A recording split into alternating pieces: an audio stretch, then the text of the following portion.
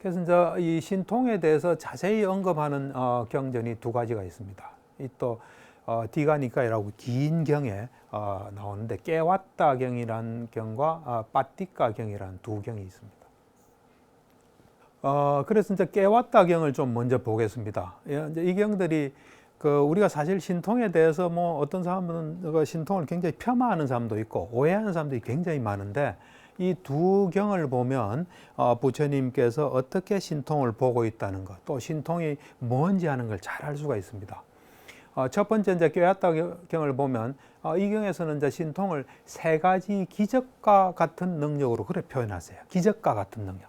우리는 기적은 일어나기 어렵지 않습니까? 대단한 일이 벌어질 때 우리는 기적이라 하지 않습니까? 그렇게 우리에게 기적과 같은 그런 능력, 세 가지 능력을 있다. 아까는 뭐 8가지, 6가지, 3가지를 했지만 여기서는 요 부처님께서는 언제나 이래 누구랑 이야기할 때 그 사람에게 맞는 걸 하세요. 그때는 뭐 3가지가 적당하다고 생각하신 것 같아요. 그래서 이제 깨왔다라는 사람이 이게 다 빨리이기 때문에 이름들이 좀 이상한데 깨왔다라는 사람이 이제 부처님께 이런 이야기를 합니다. 그 당시에 이제 이 날란다 사람인 것 같아요. 세존이시여, 이 날란다는 굉장히 부유하고 번창하고 인구가 굉장히 많고 사람들로 붐비면서 부처님에 대한 깊은 믿음을 가지고 있습니다. 그래서 이제 세존이시여, 세존께서는 그 인간을 넘어선 법, 인간을 넘어선 그 어떤 능력을 가진 그것의 법에 기인한 신통의 기적을 이래 보여줄 수 있는 비구를 한 명 지명해 주시면 감사하겠습니다. 그래서 그분이 보여주면은, 그러니까 부처님 보고 보여달라는 건 너무 좀 예의가 없으니까 그런 분을 하나 소개해서 보여주시면 그러면 날란다의 그 더 많은 사람들이 세존께 깊은 믿음을 가지게 될 겁니다 하고 이야기를 해요. 오늘날 우리 마음하고 좀 비슷하죠.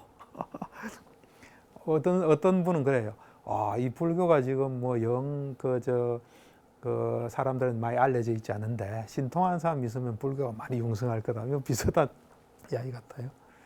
그러니까 이제 부처님께서 물어요. 그래 물으니까 부처님 나는 그렇게 하지 않는다고 딱 대답하세요. 그러고 이제 그 사람이 이거는 적절한 질문이 아니구나 하고 끝나면 끝나는 거예요. 근데 이제 이 사람이 또 이야기해요. 또 이야기하니까 또 두 번째도 그냥 가만히 계세요. 이제 세 번째 이야기하면 이거는 그때는 이야기를 해줘요. 그래서 이 사람이 세 번째 이야기를 하니까 이제 이런 이야기를 하세요. 내가 그 세 가지 기적과 같은 능력을 내가 가지고 있다. 그런데 이제 세 가지 기적과 같은 능력은 뭐냐면 신통이라는 이게 이제 일종의 신족통이에요. 신족통.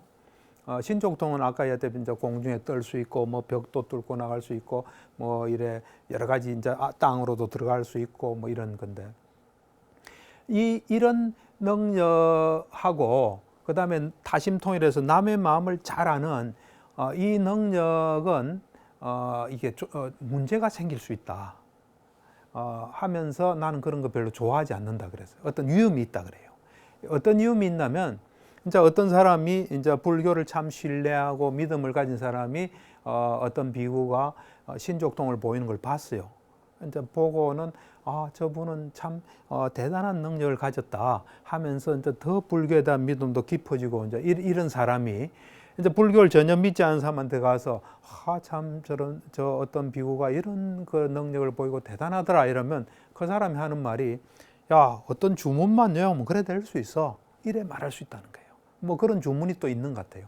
그러니까 그런 위험이 있다. 그래서 나는 별로 탐탁하게 생각한다. 그러면서 또 이제 어떤 비구가 다심통을 한 거를 보고 믿음을 가진 사람이 참 이런 게 있다 하면은 또 불교에 대한 믿음이 없거나 부처님에 대한 믿음이 없는 사람은 그거 많이 주란 게 있는데 그거 외워도 그렇게 돼.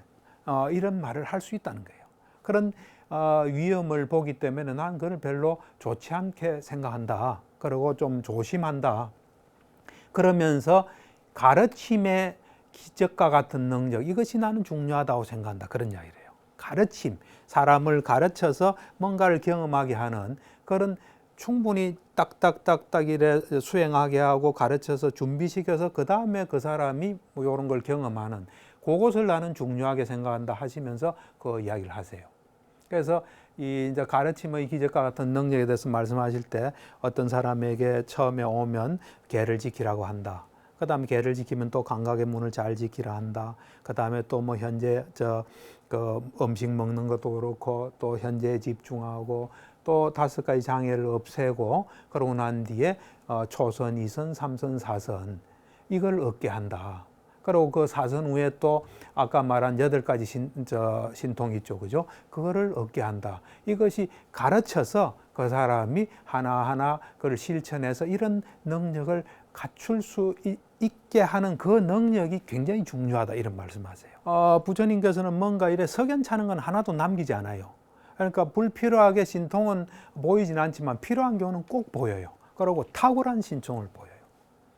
그래서 이제 이 신통의 원리에 대해서 경전에 아주 드물게 한 경우에 부처님께서 신통은 이런 원리로 한다고 놓은 게 있기 때문에 소개를 합니다. 보통 이제 신통은 사선정 후에 신통을 얻을 수가 있어요. 이제 아난다 그 부처님을 25년간 모셨던 아난다가 부처님께 세존이시여 세존께서는 신통에 의해서 마음으로 만든 몸으로 범천의 세상에 가신 걸 알고 계십니까? 그렇다 하면서 그 원리를 말씀하시는 아주 드문 경이에요. 이게 신통의 원리. 그러니까 부처님께서 이런 말씀하시죠. 자기 스스로 나는 이런 표현을 안 해요. 열애라는 표현을 해요. 열애가 이 몸을 마음에 이래 두는 거예요. 마음에. 뭐 경전 표현은 빨리어로 보면 마음에 둔다예요. 그럼 이제 마음에 스며들게 하고 또 이 마음을 또 몸에 스며들어서 몸과 마음이 하나가 되는 거예요. 그 말은 이제 마음처럼 될 수 있는 상태가 되는 거예요. 그래서 이 몸에 대해서 내가 행복한 느낌이 들고 가볍다는 느낌이 들어서 머물 때 그러니까 마음처럼 되는 거예요. 한마디로. 그럴 때 열애의 몸은 더욱더 가벼워지고 더욱더 부드러워지고 더욱더 뭘 하기에 적합한 상태가 되고 굉장히 빛이 난다. 그럴 때 비유를 하면 목화의 솜털이 가벼워서 바람 받으면 막 하늘로 올라가잖아요. 그렇게 열애의 몸은 아무 어려움 없이 땅에서 허공으로 오른다. 그리고 여러 가지 신통 변화를 나툰다. 하나인 채 여럿이 되기도 하고 여럿 때도 하나 되기도 하고 나타났다가 사라지기도 하고 벽이나 담이나 산을 아무런 장애 없이 통과하고 마치 허공에서처럼 한다. 땅에서도 떠올랐다 한 것을 물속으로 들어갔다 놓는 것처럼 한다. 또 물 위에서 빠지지 않고 쭉 걸을 수 있다. 이랬습니다. 가부좌한 채 허공을 날아가기를 날개 달린 새처럼 한다. 그러면서 저 막강하고 위력적인 태양가다를 손으로 만져 쓰다듬기도 하며 심지어는 저 멀리 범천의 세상까지도 몸의 자제함을 얻는다. 이게 상육다니까의 철안경에 나옵니다. 이제 그런데 사실은 이런 것들이 이제 보여준 사람이 하나도 없어요. 지금 거의 없어요. 뭐 이 타심통은 있어요. 제가 책 같은 거 보면 있는데 이 온전하게 보여준 사람 없는데 이 굉장히 중요한 자료가 하나 있어요. 디파마라는 여자예요. 이 사람이. 디파의 어머니란 뜻이에요. 마는 어머니거든요. 디파라는 딸의 어머니인데 디파마가 이 아주 특별한 사람이에요. 이게 이제 저 사람이 1911년도에 지금의 벵글라데시 그쪽에 태어났어요. 그래가 1989년에 78세로 돌아가셨는데 이 사람이 굉장히 고통스러운 삶을 살다가 나중에 이제 수행해서 앞에 말한 이제 누진통을 뺀 신통들을 거의 다 터득을 해요. 근데 이 사람이 벵글라데시 태어나서 그때 그 당시 전통은 12살에 결혼을 해요. 초경이 있으면 결혼해요. 그래서 결혼해서 있다가 2년 후에 남편을 따라서 미얀마 양곤으로 와요. 양곤으로 오고 자식은 없었어요. 없어서 이제 이 사람은 어릴 때부터 불교에 관심이 많아서 불교 수행을 하려 했는데 남편이 이제 하지 마라 이래서 더 있다 해라 해서 이제 못하고 있다가 결혼한 지 20몇 년 만에 딸을 낳아요. 그래서 굉장히 기쁜데 낳자마자 죽어요. 이렇게. 그러다가 이제 그 다음 두 번째 딸이 디파라는 이제 딸이 태어나서 그 애는 살아요. 그 다음에 또 있다가 아들을 하나 이제 뵀는데 아들이 태어나자마자 죽어요. 처음에 그는 한 3개월 만에 죽고. 그러고 난 뒤에는 너무 이제 수행하고 싶어도 이제 수행 못하고 해서 있다가 막 고혈압이 생겨서 몇 년을 누워서 지내요. 그러니까 사람들이 볼 때 저 사람 다 끝났다. 뭐 어떤 요즘 같은 우울증이죠. 그랬던 사람인데 그러고 남편이 또 죽어요. 남편 죽고 나니까 이제 그 다음에 재산은 좀 있었어요. 이제 전 재산을 딸 돌봐준 사람한테 다 주고 이 사람이 수행하러 가요. 근데 수행하러 가서도 몸이 안 좋아서 다시 또 집으로 와요. 그러다가 이제 문인드라라는 서성을 만나서 수행이 순조롭게 진행되면서 이 많은 걸 성취해요. 그래서 이 사람이 직접 쓴 책이 아니에요. 아미 슈미트라는 여자가 미국 여자인데, 이 사람이 지금 미국에 보면 IMS라고 Insight Meditation Society라는 게 있어요. 미국 통찰협회에서 보스턴 근처에 있어요. 저도 가봤는데, 거기에 이제 수행으로 갔다가 디파마가 미국에 초청을 받아서 2번인가 가요. 그래서 이제 이 보면 디파마와 관계됐던 사람들이 지금 오늘날 미국을 다 움직이는 사람이에요. 미국을 움직이는 대표적인 사람 3사람이 있거든요. 조셉 골드스틴, 잭 홈필더, 샤론 살즈버그가 있어요. 학문에서는 잭 앵글러가 있어요. 이 사람들이 다 이 사람 제자예요. 그래서 이제 제자들이 설립한 데가 IMS인데, 거기에 이제 초청해서 했기 때문에 2번을 가서 가르쳤기 때문에 보통 3개월씩 가르치거든요. 그 디파마 사진이 있은 거예요. 아미 슈미트라는 사람이 그 수행하러 가서 보니까 여자 사진인데 관심이 있었어요. 근데 관심을 가지고 있는데, 그때 거기서 조셉 골드스틴이나 가르친 스승들이 2주 전에 디파마가 죽었다. 근데 그 사람이 이랬다고 이야기를 듣고 이 아미 슈미트라는 사람이 이 사람에 대한 책을 썼으면 좋겠다 하면서 이제 스승들한테 이 사람 책 쓰면 안 좋겠나, 책 좀 쓰십시오. 하니까 아무도 쓸 수 없으니까 당신이 쓰라 해가지고, 이 여자가 8년간 미국, 인도, 미얀마 거기서 디파마한테 배운 제자들한테서 8년간 자료를 수집해요. 그래가지고 한 2년 작업해서 10년 만에 나온 책이 이 책이에요. 그래서 우리 한국에도 번역돼 있어요. 뭐 붓다의 딸 세상을 비추다는 책으로 번역돼 있는데, 거기 보면은 이 무닌드라라는 사람이 지금 마하시 사야도라고, 지금 돌아가시지만 미얀마 이 불교를 중창한 사람이 마하시 사야도 굉장히 유명해요. 그 마하시 사야도가 이 무닌드라한테 신통을 좀 닦아라 이러니까, 무닌드라가 난 지금 가르치기 바쁘니까 내가 지도한 사람 중에 그 할 수 있는 사람 몇 사람이 있다. 그 사람한테 내가 신통을 가르쳐 주겠다 해서 그 중에 하나가 디파마예요. 그 디파마 그 지도를 받아서 신통을 얻어요. 그래서 그 누진통 빼고는 다 가지고 있어요. 그래서 그거를 스승 앞에 다 보여준 거예요. 그래서 어느 날 스승이 있는데 보니까 밖에 공중에 딱 앉아 있는 거예요. 그리고 디파마 또 여동생도 거의 신통을 얻었어요. 그러니까 둘이서 어떤 날은 그냥 문이 잠겨 있으면 그냥 문 뚫고 들어와요. 그렇게. 그걸 다 이래 보고 다 기록한 거예요.